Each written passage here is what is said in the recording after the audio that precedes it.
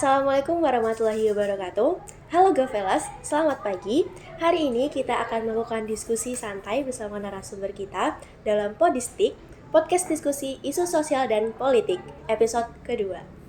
Nah, kesempatan kali ini, Himpunan Mahasiswa Program Studi Ilmu Pemerintahan berkolaborasi dengan teman-teman dari LSO atau Lembaga Semi Otonom dalam mempersiapkan podcast kali ini. Nah, sebelumnya izinkan saya untuk memperkenalkan diri. Saya Cynthia Hayati Purnanda, mahasiswa Program Studi Ilmu Pemerintahan tahun 2021. Di sini saya juga ditemani oleh narasumber kita. Mungkin bagi mahasiswa IP masih agak asing ya, Bu. Iya, betul. Karena saya juga baru pertama kali melihat beliau. Narasumber kita ini merupakan dosen di program studi HI ya, Bu? Iya, hubungan internasional. Iya.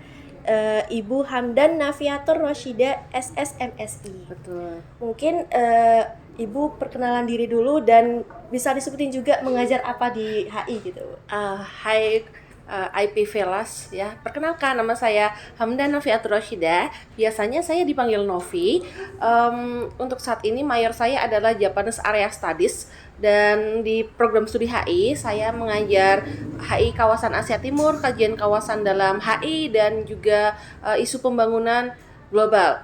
Nah, dan karena tadi major saya Jepang gitu ya, namun saya juga cukup concern di bidang isu ya, di isu-isu seperti gender equality, kemudian tentang women empowerment dan sejenisnya, seperti itu.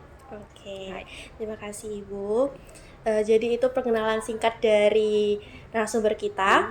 Langsung saja ya Bu. Tema Betul. kita ini kan fenomena child free ya Bu. Betul, lagi heboh ya. Iya, kemarin itu heboh banget ya Bu Oke. di sosial media.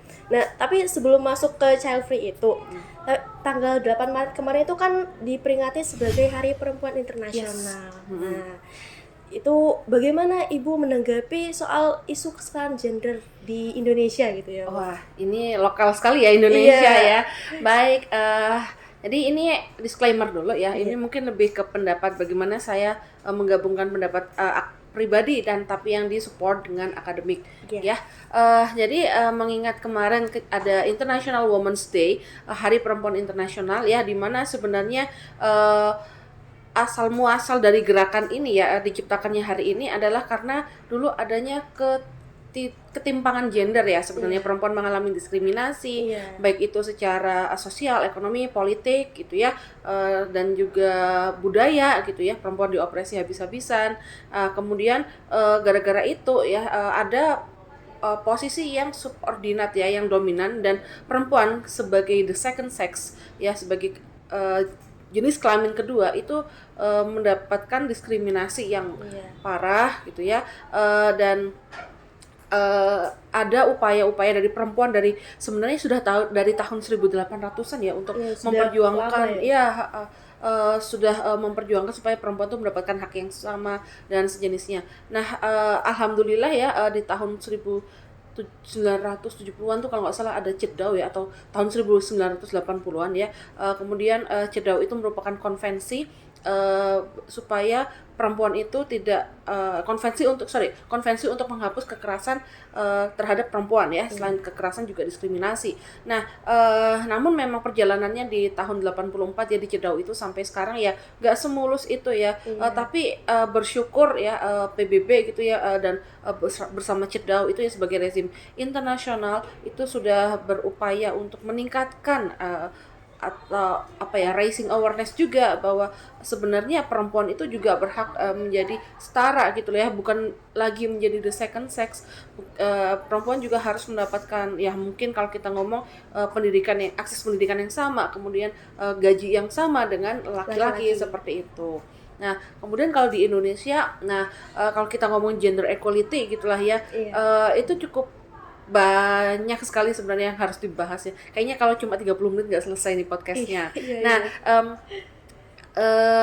Kalau gender equality di Indonesia, kalau kita melihat tolak ukurnya sebagai presiden gitulah ya.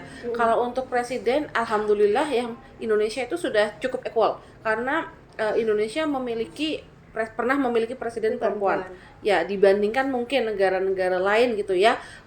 Tapi kalau misalnya di Inggris ada Prime Minister ya, ada Margaret Thatcher, kemudian di Amerika aja kayaknya belum ada ya presiden perempuan, paling banter jadi eh, vice president ya, Iya. Kamala Harris seperti itu. Nah, kalau kita ngomong ya cukup bagus ya di beberapa hal ya, perempuan sudah bisa masuk ke politik, cuma memang gender equality perempuan di Indonesia gitu ya, untuk bisa masuk berapa persen kapasitas atau kuota partai gitu ya, misalnya 20%, itu kayaknya memang belum bisa. Ya, jadi Ya, masih kurang ya, masih Bu? kurang ya. Sudah kayaknya. ada ruang tapi masih kurang. Iya, betul. Sudah ada kebijakan, cuma memang belum terlalu maksimal ya, seperti itu.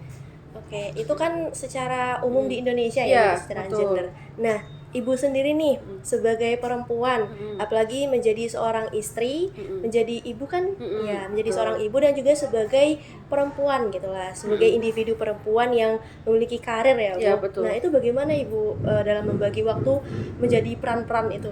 Gender equality ini kembali lagi ya. Iya. Pertama-tama pastikan Mbak Cynthia memiliki pasangan yang mau setara gitu ya, mau diajak tektokan lah gampangannya ya, mau saling berkomunikasi, saling merendahkan ego gitulah ya, untuk menciptakan gender equality di dalam keluarga itu. Nah, kalau saya nih, misalnya saya punya anak satu, kemudian saya juga ada suami, bagaimana nih prosesnya? Jadi kami harus melakukan komunikasi dengan baik. Itu pertama. Nggak bisa dong ya semua beban tuh diberikan kepada perempuan. Memang kita memang beban ganda gitu ya. Struktur masyarakat kita, kemudian norma masyarakat kita memang mewajibkan bahwa perempuan itu kan ya kerjaannya ya sumur, dapur, kasur gitu ya. Namun memangnya di era milenium seperti ini 2023 pula, siapa sih yang masih mau tetap seperti itu? Kalau kita bicara fakta, ada atau enggak ada? Banyak ya, dan laki-laki yang masih menguatkan nilai-nilai patriarki itu juga masih banyak sekali gitulah ya. Nah, kebetulan nih kita ya sebagai scholars gitu ya, sebagai mahasiswa yang alhamdulillah mendapatkan akses pendidikan yang lebih baik, itu seharusnya kita belajar gitu kan, bagaimana kita itu mengupgrade kemampuan diri kita. Nah, itu juga ada kaitannya dengan kita ya sebagai perempuan, kita harus tahu ya kita punya values sendiri, ya enggak? Ya kan, Mbak Cynthia punya values kan? Nah, punya pride juga dong sebagai ini, masa paling enggak gitu kan, aku udah kuliah tinggi-tinggi masa nikah muda sih gitu kan, biasanya cuma kerja di rumah. Masa cuma kerja di rumah sih, ya meskipun bukannya saya mendiskriminasikan ibu rumah tangga, enggak ya, cuma kan ada beberapa mimpi yang perlu di-achieve gitu kan. Nah, kalau dalam keluarga ya kembali lagi kita perlu membicarakan dengan pasangan. Nah, pasangan ini pastikan nanti ketika sebelum menikah gitu ya, diajak diskusi gimana nih kalau mau menikah, pembagian kerjanya gimana ya. Misalnya kalau saya saya nyapu, suami yang cuci piring, atau suami yang cuci baju dan menjemur gitu kan. Saya kerja sekalian antar anak sekolah, kemudian suami gimana nih maunya ngapain, mungkin beres-beres taman atau bagaimana. Kemudian kalau masalah masak ya, laundry ya, itu kan saya kembali lagi ya bagi perempuan yang mungkin sudah pendapatannya di cukup middle income gitu ya, bisa menggunakan support system gitu kan. Kita bisa menggunakan, mohon maaf ya, mungkin ada jasa ART ya, atau mungkin kalau kita tidak punya jasa ART kan kita biasanya bisa menempatkan anak di child care gitu ya, daycare gitu kan. Nah, ada banyak tempat penitipan anak. Bahkan untuk makan pun sekarang kayaknya kita udah nggak perlu pusing ya, tinggal beli di warteg gitu ya, beli lauk, terus kita tinggal menanak nasi, ataupun ya kita bisa pesan di ojol gitu ya, tinggal klik tinggal klik sampai gitu kan. Cuci baju juga ada laundry sampai setrika. Menurut saya itu juga sebuah support system yang perlu dipahamin dan perlu sebuah anugerah ya menurut saya gitu kan, bagi ibu pekerja gitu kan. Jadi nanti ketika saya misalnya pulang ke rumah, mungkin saya memang harus bersih-bersih nih di rumah nih, cuma saya kan bersih-bersihnya nggak sendirian. Ada anak yang juga harus diajarin untuk beres-beres, paling nggak mainannya diberesin atau meja belajarnya diberesin, kamarnya diberesin. Jadi memang harus ada gotong royong gitu ya, bahu membahu, nggak bisa semuanya dibebankan kepada perempuan. Nah, dan kemudian juga perlunya manajemen waktu ya. Iya. Wah, ini bukannya saya sok-sokan ya, cuma memang saya juga perlu refleksi kepada diri saya. Ketika pulang misalnya jam 4 sore, jam 5 sore. Nah, setelah itu mungkin saya masak atau sejenisnya. Nah, pastikan jam maghrib gitu ya, ya mungkin saya harus punya waktu bersama anak gitu ya, karena itu masa-masa saya menanamkan nilai-nilai agama, kemudian nilai-nilai hidup ya kepada dia. Saya harus nemanin dia. Oke, mungkin setelah sholat maghrib isya saya bisa cerita, kemudian setelah itu saya kasih waktu bebas gitu ya, mau ngapain, mau makan, mau nonton TV boleh. Setelah itu nanti kalau mau tidur mungkin jam 8 setengah 9, oke, saya harus hadir lagi. Jadi saya punya fungsi gitulah ya, untuk harus apa ya, menanamkan nilai-nilai. Bapaknya juga ketika misalnya bapaknya belum bisa pulang gitu ya, ketika maghrib ya sudah, paling nggak bapaknya juga harus nemanin ketika mau tidur. Iya. Jadi jangan sampai anak ini tidur dalam kondisi hampa ya hatinya ya. Tidak merasakan kasih sayang dari orang tuanya karena Betul. kesibukannya gitu. Iya, harus merasakan love language-nya dia itu Iya. apa. Jadi emang berat ya, beban perempuan ya, mendidik anak itu berat sekali ya. Aduh, memang ya perempuan itu strong. Iya, jadi Oke. intinya tuh bagi yang wanita ingin berkarir gitu ya, Bu. Iya, betul. Jadi harus pintar memilih pasangan yang bisa mengerti ya, Bu. Iya, kalau menurut Islam itu kan pasangan itu kan sekufu ya. Iya. Nah, biasanya kita juga akan diberikan pasangan yang sejajar. Kalau kita logikanya begini, jika kualitas diri kita itu mungkin masih minimal, maka ya pasangan itu nggak jauh-jauh deh dari kita gitulah ya. Tapi kalau misalnya kita tipe yang high value woman gitu ya, mungkin kita bisa mendapatkan high value men seperti itu. Ya. Jadi intinya tuh kita meningkatkan diri kita Iya, dulu, betul. terus Upgrade diri. bagaimana kita membagi waktu gitu ya. Iya, betul. Ya, oke. Tapi di luaran sana itu kan masih banyak ya, Bu. Mungkin ini masuk ke dalam tantangan dalam kesetaraan gender juga. Banyak wanita karir itu yang mengeluh tentang anak gitu ya. Jadi Iya. saya sibuk, saya bekerja Iya, seharian iya. dari pagi sampai malam gitu ya, Betul, Bu. betul. Jadi ya sudah memutuskan untuk tidak punya anak gitu ya, Iya. Bu. Ya, fenomena child free itu, Bu. Nah, itu tanggapan Ibu tentang fenomena child free itu gimana, Bu? Child free ya? Iya. Berat ya, ini nanti ini dari perspektifnya banyak ya. Iya. Kalau kita ngomongin dari perspektif agama, oke, stop gitu ya, kita nggak boleh gitu kan, haram ya. Iya. Cuma mungkin kita bisa ngelihatnya child free itu kan sebuah prinsip, sebuah pandangan di mana seorang pasutri ya Iya. tidak mau punya anak karena alasan-alasan tertentu gitulah ya. Gini ya, kalau ini saya nggak bisa menjudge semuanya. Ini memang harus breakdown satu-satu ya, tergantung orangnya. Ada beberapa kasus ya di mana mungkin pasangan itu child free karena mohon maaf mungkin salah satu dari mereka itu mandul atau terkena penyakit yang tidak memperbolehkan dia punya anak. Ya, saya pernah menemukan kasus di mana ada seorang pasutri, dua-duanya oke, cuma si istrinya ini kalau misalnya dia kena autoimun dan kalau dia hamil dia akan lumpuh seumur hidup. Maka dia harus memilih nih, haruskah saya punya anak tapi resikonya saya lumpuh dan bagaimana saya mengurus anak, kemudian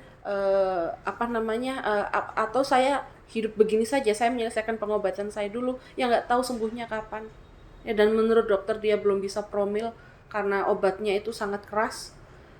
Kalau kita dihadapkan dalam posisi seperti itu bagaimana?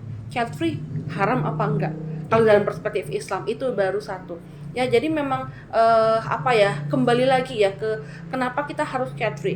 Kalau misalnya menurut saya dan juga saya sempat membaca studi gitu ya. Kalau memang hal yang sudah seperti ini gitu ya, orang-orang juga pasti akan berobat, pasti akan berusaha. Ya oke lah. Kalau emang nggak dikasih ya sudah gitu kan. Iya. Bukan berarti mereka child free ya, tapi memang keadaan membuat mereka child free. Iya. Nah, tapi bagaimana dengan orang-orang yang mampu secara ekonomi, psikologi, kemudian sosial dan sejenisnya, mereka memilih child free. Nah, somehow itu saya ingin mengatakan ini egois, tapi tidak bisa ya, dalam perspektif negara gitulah ya. Perempuan ini kan memiliki posisi sebagai ya ibu ya, kalau dalam Islam juga madrasah utama, tugas kita itu kan berat gitu kan. Nah, child free itu memang apa ya, akan mengganggu kestabilan negara. Iya, betul. Ya tahu kan sekarang fenomenanya kalau kita lihat di negara lain. Iya, seperti ya mungkin di Asia Timur ada Nah, ya, iya Bu. di Cina, Jepang, Korea Selatan itu Iya. katanya mengalami resesi seks. Iya. Nah, kita ngelihat nih di Jepang ini sudah mengalami penurunan demografi dari tahun 90. Nah, sekarang generasi mudanya itu jauh lebih sedikit daripada generasi lansia gitulah ya. Iya. Nah, itu beban loh. Kok bisa? Karena dengan sedikitnya apa ya, kayak kesannya kan kayak piramida terbalik ya, bagaimana generasi muda ini yang jumlahnya kecil ini harus menopang ekonomi ya atau kebutuhan bahkan kayak tunjangan-tunjangan ya kepada lansia ini. Maka apa yang terjadi, pajak yang diberikan oleh negara kepada kaum muda ini besar kan. Iya. Dan sampai akhirnya apa yang terjadi, bagaimana pemikiran si anak muda, wah kok saya nggak enak banget nih hidupnya, sudah sengsara gini kerja-kerja tapi pajak saya harus Lebih dibayarkan. besar. Iya, dibayarkan untuk mensuplai pemerintah, lansia gitu kan, nggak terima dong saya gitu. Iya, Sedangkan betul. mereka enak-enak gitu ya, kayak mendapatkan tunjangan seperti itu baru di Jepang. Nah makanya kayak nggak cuma Jepang aja ya, bahkan kayak di Cina itu kan dulu pernah ya ada kebijakan one child policy di Iya, tahun saya pernah juga iya, baca juga. tahun 1970-an kalau nggak salah, atau 80-an kan. Itu saking itu kan diawali karena pasca perang dunia ya, terlalu Iya. banyak orang yang beranak pinak gitu ya, terlalu banyak populasi, akhirnya ya udahlah Cina ini nggak bisa, sumber daya alam kita terbatas nih, kita harus batasin populasi penduduk dengan adanya one child policy. Nah kemudian di tahun 2016 dari tahun ya itu ya, dari one child policy sampai 2016 itu ya ternyata ada studi ya dan ada survei, ternyata terjadi penurunan apa namanya populasi. Iya. Ya akhirnya di tahun 2016 pemerintah merevisi itu, pemerintah Cina. Kita buat jadi two child policy. Nggak boleh nih kalau anaknya nggak boleh satu, harus dua. Iya. Nah, terus ini tadi saya baca ya di tahun 2023 ini ya mungkin lanjutan dari 2022 bahwa ini kenapa ya, terutama di tahun 2002 ini ada data yang menunjukkan tahun 2022 merupakan tahun di mana jumlah populasi Cina itu lahir sangat sedikit. Ya, tahun 2022. Ya, oke ini mungkin berkat Covid juga gitulah ya, efek Covid. Nah, orang-orang jadi sulit mendapatkan pekerjaan dan sejenisnya, akhirnya mereka merasa stres dan Iya. merasa tidak mampu secara ekonomi dan sejenisnya. Ya akhirnya turunlah. Ya itu cukup banyak ya anaknya. Akhirnya pemerintah mulai menggodok ya rencana bagaimana three child policy ya, kembali lagi sebelum one child policy seperti itu. Bahkan juga memberikan ada wacana juga untuk memberikan subsidi gitu ya kepada pasutri yang menikah, yang mau menikah punya anak, bahkan juga mau mengizinkan pasangan yang belum menikah tapi untuk punya anak. Nah itu kan sebegitunya loh child free itu. Nah karena apa? Karena kalau kita bicara manusia, kita bicara tentang human capital, ya kan? Nah yang mana itu di masa depan bisa menjadi pasar, ya kan, pasar untuk penguatan ekonomi. Iya. Nah perusahaan-perusahaan besar itu kalau misalnya nggak ada pasarnya, nggak ada yang beli gitu ya, gimana negara dapat apa? Kan negara dapat penghasilan dari pajak yang diperoleh dari perusahaan-perusahaan itu, bayar pajak ke pemerintah. Iya. Gitu kan, sedih ya. Iya, Bu. Saya Iya. juga kepikirannya gitu, nanti seperti negara-negara tetangga kita begitu ya, Bu. Karena krisis seksnya itu nanti yang jadi penerus kita ini nanti siapa gitu Iya, ya, Bu. iya makanya mungkin kita punya AI gitu ya, Mm-mm. artificial intelligence gitu ya. Nggak apa-apa sih, mungkin untuk menemani beberapa orang-orang yang kesepian gitu ya. Tapi memang gini, teknologi itu kan dibuat berdasarkan kebutuhan kan. Iya. Nah kebutuhannya apa nih sekarang, ya kan? Jadi itu kan seperti di negara tetangga ya, Bu. Apakah kalau misalnya child free ini di Indonesia nantinya diikuti oleh banyak orang ya, Bu, dan berlanjut gitu, apa memungkinkan juga Indonesia mengalami hal seperti itu gitu? Bisa jadi ya. Kita kan kalau ngelihat beberapa tahun terakhir itu kan usia menikah ya itu kan sudah mulai meninggi ya. Biasanya mungkin tahun orang tua saya usia 19-20 di usia saya itu mungkin 24 25 menikah. Itu ya sekarang kan sudah 27 28 bahkan menuju 30 banyak yang masih Belum ya menikah. single gitu kan. Ya bisa kita mungkin bisa eh, em, menuju ke seperti itu tuh bisa terjadi, bahkan cukup tinggi. Cuma kan kembali lagi ya, seberapa banyak mungkin informasi di luar, kemudian terutama di sosial media yang memanas-manasin ideologi, ngapain sih punya anak, bahagiain diri sendiri dulu, nggak usah nikah dulu lah. Nah, kayaknya banyak ya sekarang ya di sosmed gitu ya, ngapain sih nikah daripada cerai gitu kan. Iya. Daripada Hanya nikah muda bahagiakan cerai, diri sendiri gitu bahagiakan ya. diri sendiri ya, itu cukup egois ya. Nah kita kan ngelihat bahwa apa ya, kalau misalnya child free ya khawatirnya ya ada juga sih apa ya ancamannya gitu ya, itu kan memutus peradaban kan. Nah gimana nih kalau misalnya kita sebagai perempuan gitu ya, yang mana tugas kita itu bukan mencari nafkah sebenarnya. Mencari nafkah itu lebih kepada aktualisasi diri ya, seperti katanya Abraham Maslow gitu. Kita itu lebih kayak bagaimana dengan menyalurkan apa ya, bakat-bakat terpendam kita itu untuk mendidik mereka gitu, Iya. mendidik generasi gitu Iya, kan. betul. Iya kan? Nah, mendidik generasi gimana sih, kayak bagaimana ibu-ibu dosen di sini mendidik mahasiswa supaya mereka punya kesadaran, mereka bisa paham tentang hidup gitu ya. Meskipun nggak pinter-pinter banget kan outputnya gitulah ya, tapi kan ya paling nggak setelah mereka keluar dari sini mereka tahu apa yang harus dilakukan. Bagaimana kalau dia nanti menghadapi kehidupan yang agak suram mungkin seperti itu. Iya kan? Emang tugas perempuan berat ya, memikul mencetak peradaban itu. BTW kemarin saya dapat insight gitu ya, bahwa ya yang seperti yang saya katakan bahwa perempuan itu eh gini, kenapa tidak ada nabi laki-laki seperti itu kan? Belum pernah ya, salah, kenapa tidak ada nabi perempuan? Iya, sorry ya, ini lagi agak-agak ini ya, zong gitu ya. Kenapa tidak ada nabi perempuan? Iya. Gitulah ya, karena nabi itu tugasnya adalah dipenuhi dengan stressful, butuh kekuatan fisik gitu kan, yang mana perempuan ya itu tidak mungkin painful, dia tidak kuat, tapi dia kuat menahan misery. Kalau kata Rocky Gerung ya di podcastnya Mbak Najwa, ya memang perempuan kuat menahan penderitaan Iya. yang panjang, dan durability-nya perempuan itu memang panjang sekali gitu ya. Nah tapi tugas perempuan itu mencetak nabi. Jadi bukan menyebarkan agama, tapi mencetak nabi. Berat kan sebenarnya melahirkan nabi, mencetak nabi. Get it the point? Jadi kan tugas kita itu kita bukan kerja yang berat-berat kok. Tapi bagaimana mungkin dengan kerja dengan kemampuan kita. Itulah ya. Tapi kita harus bisa maksimal. Nah, untuk mencapai itu apa yang harus dilakukan? Semuanya berakar dari edukasi. Iya enggak? Iya, Enggak betul. boleh ada perempuan yang tidak teredukasi.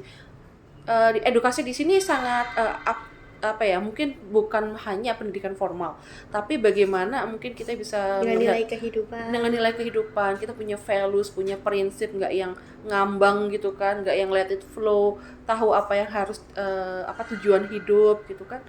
Sekarang kan kayaknya kita sudah mulai tercerabut ya dari akar, sebenarnya kita hidup buat apa. Iya, betul. Iya Masih nggak sih? bingung tujuan hidup Iya, kedepannya bagaimana ya, iya, Mbak? kita belum puas sama diri sendiri. Gimana kita bisa mau mencetak generasi? Kalau diri kita sendiri Iya, masih belum bingung. selesai gitu Iya. kan. Ya benar ya, ini kayaknya perlu ngundang psikolog juga ya di sini ya. Iya, karena kan pastinya ada unsur psikologis ya, Iya, Mbak. betul sekali. Nah, kalau ini dalam politik gitulah ya, nanti bagaimana kayak kedepannya child free ini ya, ya pastinya juga pemerintah kedepannya juga akan memberikan stimulasi ya. Cuma kan di Indonesia ini kan termasuk negara yang dengan populasi 5 besar ya. Iya. Nah, dan kita juga punya bonus demografi. Tahun 2045 kita mau mencoba meraih Indonesia emas. Iya. Permasalahannya adalah kita sebagai perempuan dong, aware nggak untuk menciptakan ya, kita nggak usah ngomong nabi lah ya, udah selesai. Iya. Menciptakan sosok-sosok unggul seperti itu. Penerus-penerus yang dapat. Iya. Iya, dari untuk menciptakan itu kan prosesnya panjang ya. Kita harus berbicara dari proses pemilihan pasangan dulu. Kita harus berbicara proses kehamilan. Sekarang kan banyak anak muda, saya nggak di TikTok itu ya, sempat kelahiran 2000 udah punya anak gitu ya kan. Terus habis itu saya juga sempat baca utas di Instagram atau di Twitter gitu kan, si ibu-ibu muda ini tidak mau minum vitamin, pokoknya asal hamil aja gitu ya. Wah, padahal lah ini tercerabut ya tugas ibu, tugas perempuan gitulah ya. Nah, ini berat sekali, dan gimana kita bisa mencetak anak-anak atau ya manusia-manusia potensial kalau misalnya mohon maaf mungkin ibunya kurang sadar seperti ini. Iya, kadang kan kalau yang seperti itu, seperti kehamilan tidak dijaga, minum vitamin dan segala macam, kadang kan juga dari faktor keluarga-keluarga sebelumnya atau betul. adat atau tradisi masyarakat gitu ya Bu. Betul. Banyak gak perlu pakai obat-obatan, nanti saya dulu lahir udah sehat-sehat aja kok sampai sekarang gitu ya Bu. Iya, betul. Tapi kan di sekarang itu banyak jenis macam penyakit dan lain segala Betul. macamnya, dan bayi juga butuh kasih sayang dari orang tua sebagai kayak gitu ya Bu. Tapi sekarang ini karena banyaknya pernikahan muda, pernikahan dini ya Bu, jadi seharusnya masih mendapat kasih sayang dari orang tua, tapi kita sudah menjadi ibu gitu ya Bu. Iya, betul. Jadi bagaimana mungkin kita dapat memberikan kasih sayang ibu itu kepada anak kita, padahal kita sendiri belum mendapatkan sepenuhnya gitu ya Bu. Iya. Jadi salah satu permasalahannya di situ juga ya Bu. Betul. Memang sekarang kan sudah banyak ya kesadaran tentang mindfulness seperti itu ya di mendidik anak, kemudian bagaimana mindfulness di dalam gender equality gitu kan. Kalau Pak Sutri gitulah ya, dalam rumah tangga misalnya bapak dan ibunya memang harus mindful gitu kan, harus menyadari ini kita harus equal gitu ya, setara. Nggak boleh nih suami karena saya sebagai pemimpin yang di rumah memerintah seenaknya gitulah ya, yang mana perempuan ini tidak suka ya. Misalnya kayak ada seorang, misalnya contohnya gini, ada Pak Sutri. Nah, Pak Sutri ini perempuan ini kayak ya intinya kaya gitulah ya, kaya kemudian berpotensi sekali, tapi suaminya ini ngerasa insecure. Nggak mau dong kalau si istri saya ini gajinya lebih tinggi. Ya biasanya kan punya pride seperti itu ya. Nah, akhirnya dia bilang, udah kamu resign aja dari kerja. Nah, setelah ini istrinya resign dengan terpaksa gitulah ya, dan ya mungkin keluarganya bisa menjadi berantakan karena ekonomi nggak cukup dan seterusnya. Nah, yang seperti itu bagaimana? Bukankah itu justru bersikap zalim atau tidak adil kepada diri sendiri gitu kan ya? Nah, seperti itu. Nah, siapa tahu ya dari ibu yang stres seperti itu bisa lahir juga anak yang stres. Nanti generasinya gimana? Mungkin akan ada generasi yang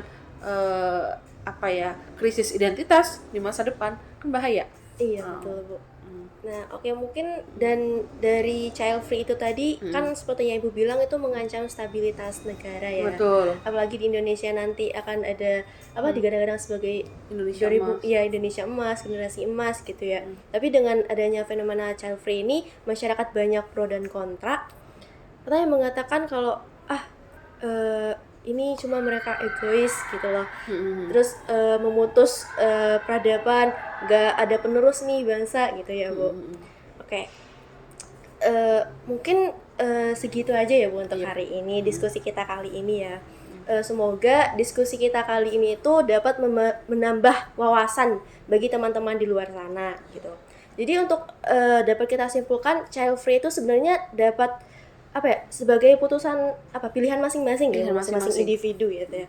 Tapi kan kembali lagi bagaimana keadaan si individu tersebut, apakah child free karena terpaksa atau child free karena memang gak mau punya anak aja gitu ya Bu. Oke, sekian Podistik episode 2. See you next episode. Bye bye. Assalamualaikum warahmatullahi wabarakatuh. Waalaikumsalam warahmatullahi wabarakatuh.